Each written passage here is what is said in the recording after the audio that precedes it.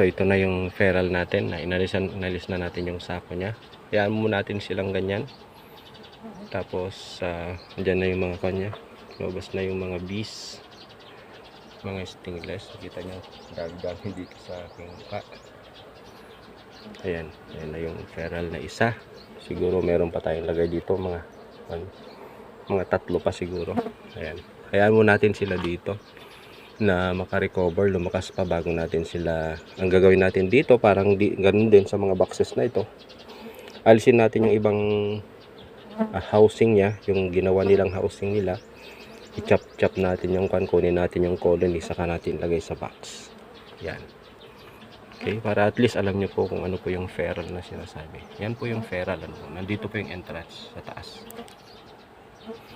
Kaya yung mga dyan, mga interested po na meron po kayo makita doon sa inyong area na ganito, ano po yung malilit na stingless bee na ganyan, ganitong itsura, tapos ganito yung kanilang bahay, sabihin nyo lang po at tutulungan ko kayo para ma-extract po yan o makuha yung feral na yan at maalagaan. Salamat.